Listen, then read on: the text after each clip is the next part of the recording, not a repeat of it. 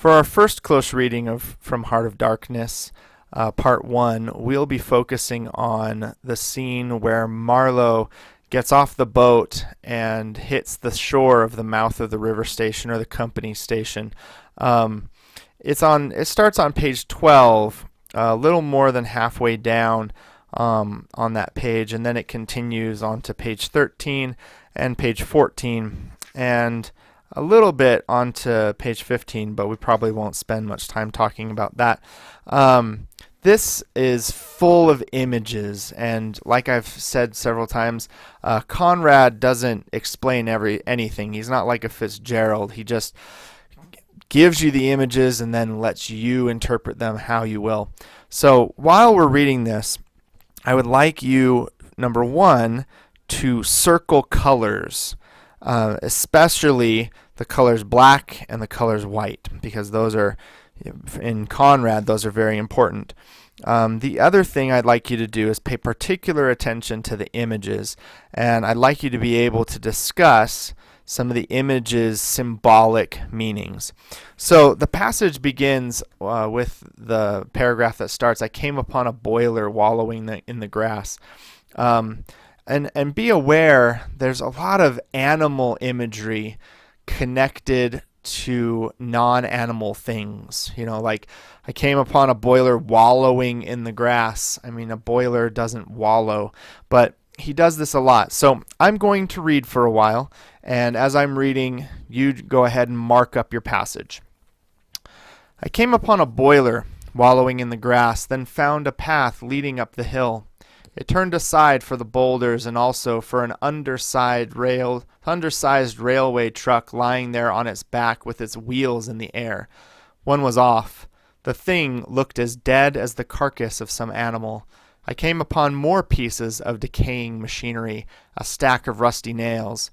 To the left, a clump of trees made a shady spot where dark things seemed to stir feebly. I blinked. The path was steep. A horn tooted to the right, and I saw the black people run. A heavy and dull detonation shook the ground. A puff of smoke came out of the cliff, and that was all. No change appeared on the face of the rock. They were building a railway. The cliff was not on the way or anything, but this objectiveless blasting was all the work going on. A slight clinking behind me made me turn my head. 6 black men advanced in a file, toiling up the path.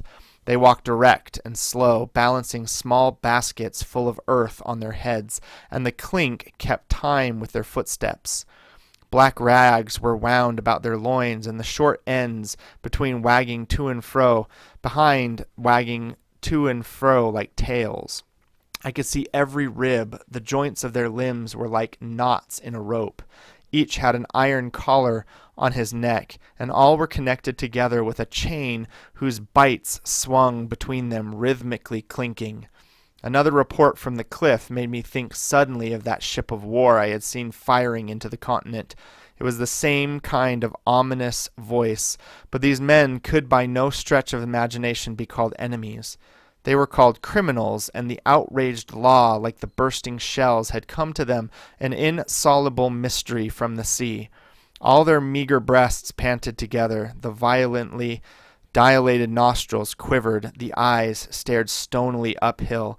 They passed me within 6 inches without a glance, but that complete death-like indifference of unhappy savages.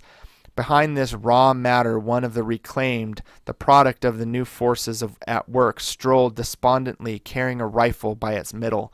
He had a uniform jacket with one button off, and seeing a white man on the path, hoisted his weapon to his shoulder with alacrity. This was simple prudence, white men being so much alike at a distance that he could not tell who I might be.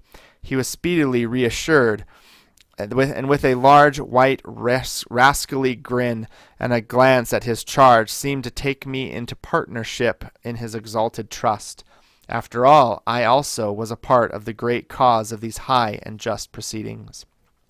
Instead of going up, I turned and descended to the left. My idea was to let that chain gang get out of sight before I climbed the hill.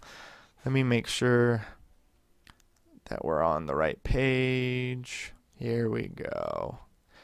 All right. You know I am not particularly tender. I had to strike and to fend off. I had to resist and to attack sometimes. That's only one way of resisting, without counting the exact cost, according to the demands of such sort of life as I had blundered into. I've seen the devil of violence and the devil of greed and the devil of hot desire, but by the stars, these were strong, lusty, red-eyed devils that swayed and drove men, I tell you. But as I stood on the hillside, I foresaw that in the blinding sunshine of that land I would become acquainted with the flabby, pretending, weak-eyed devil of the rapturous and pitiless folly. How insidious he could be, too, I was only to find but several months later and 1,000 miles farther.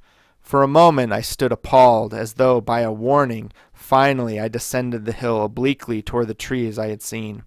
I avoided a vast artificial hole somebody had been digging on the slope, the purpose of which I found it impossible to divine. It wasn't a quarry or a sandpit anyhow. It was just a hole. It might have been connected with the philanthropic desire of giving the criminals something to do. I don't know. Then I nearly fell into a very narrow ravine, almost no more than a scar in the hillside. I discovered that a lot of imported drainage pipes for the settlement had been tumbled in there. There wasn't one that was not broken. It was a wanton smash up. At last I got under the trees. My purpose was to stroll into the shade for a moment, but no sooner within than it seemed to me I had stepped into the gloomy circle of some inferno.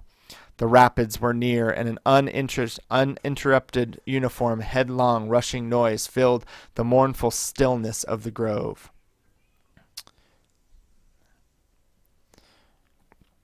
Where not a breath stirred, not a leaf moved, with a mysterious sound as though the tearing pace of a launched earth had suddenly become audible. Black shapes crouched, sat between the trees, leaning against the trunks, clinging to the earth, half coming out, half effaced within the dim light, in all the attitudes of pain, abandonment, and despair. Another mine on the cliff went off, followed by a slight shudder of the soil under my feet. The work was going on. The work! And this was the place where some of the helpers had withdrawn to die. They were dying slowly. It was very clear. They were not enemies. They were not criminals. They were nothing earthly now, nothing but black shadows of disease and starvation lying confusedly in the greenish gloom. Brought from all the recesses of the coast and all the legality of time, contracts, lost in uncongenial surroundings, fed on unfamiliar food, they sickened. They became inefficient. They were then allowed to crawl away and rest. These moribund shapes were free as air and nearly as thin. I began to distinguish the gleam of the eyes under the tree. Then glancing down, I saw a face near my hand. The black bones reclined at full length with one shoulder against the tree, and slowly the eyelids rose and the sunken eyes looked up at me, enormous and vacant, a kind of blind white flicker in the depths of the orbs which died out slowly. The man seemed young, almost a boy, but you know with them it's hard to tell. I found nothing else to do but offer him one of my good Swede's ship's biscuits I had in my pocket. The fingers closed slowly on it and held. There was no other movement, and no other glance. He had tied a bit of white worsted around his neck. Why? Where did he get it? Was it a badge, an ornament, a charm, a proprietary act? Was there any idea at all connected with it? It looked startling around his black neck, this bit of white thread from beyond the seas. So there is the passage that I want us to focus on. Lots of images going on, and Marlowe hits the shore, and it's just this panic, and there's all of this, there's all these things going on, and there's explosions, and then there's a chain gang walking by him, and then he goes into these trees, and he sees this awful, almost hellish pit. So there's lots of images that we can discuss, and I think that this passage will be of particular importance to us. It says so much about the ability of the colonials as they're in Africa, and their inexperience and their inability to do anything important or good in the African continent, and how they're just screwing everything up. I think that there will be lots of really great discussions about this passage, and hopefully you've answered all the questions in this little lecture tutorial. We'll see you in the next video.